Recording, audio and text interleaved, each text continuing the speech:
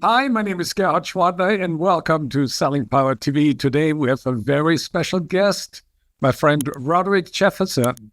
He is the president of RJ and Associates. Welcome, Roderick. Gerhard, thanks for having me. I appreciate being here with you. You are a keynote speaker. You've spoken at many of our Sales 3.0 conferences. What's your secret? What is your message that resonates with the audience? Being authentic, and also being a former salesperson myself, because I'm usually talking about one of two things. Either one, how to convert prospects into customers, which is literally a conversation that helps companies break down the complexity of both the buying and the selling process. The other is accelerating sales efficiency and productivity, leading to more revenue, which we can all use, right? That one's more about how inconsistent execution can absolutely doom even the strongest of sales initiatives and strategies. It's about making sure that you've got an approach to a sales enablement strategy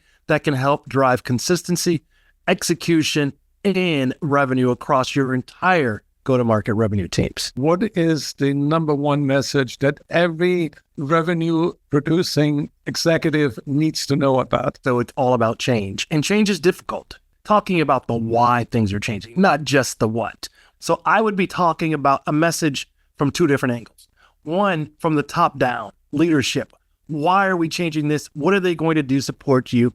And then secondly, from the bottom up, if I am one of the sales professionals that are sitting out in the field, why is this any different than any other place? And why is this guy on stage specifically? And I think the answer to that is because he's one of us. I'm a practitioner.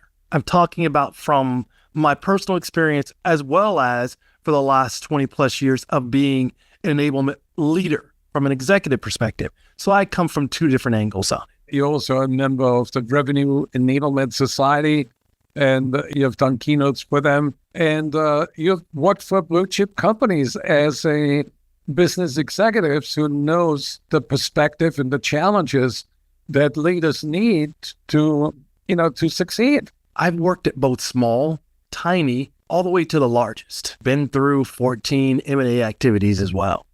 And the key here is there is no peanut butter approach. It's about understanding the business of that given company, where they're going this year. I want to give them a customized, energetic speech.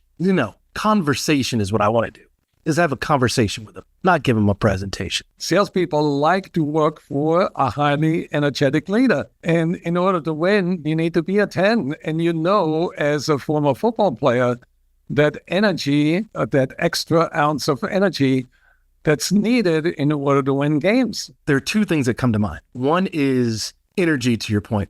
The second is authenticity, which leads to being dynamic, being open, and also being vulnerable, because I'm not going to get on that stage and talk about anything that I haven't experienced and or has either seen both work and or not work. And I think that's the difference also is I want to give them things that are good, bad, and ugly, because we all know sales is not unicorns and rainbows, but it's also an amazing profession when it's done properly. You can share a lot of lessons on how to come back from almost a near-death experience and come back much stronger than before. I had a massive stroke. I coded, I died. I was blessed enough to be brought back. I had my stroke while I was asleep, and it has a 98% fatality rate.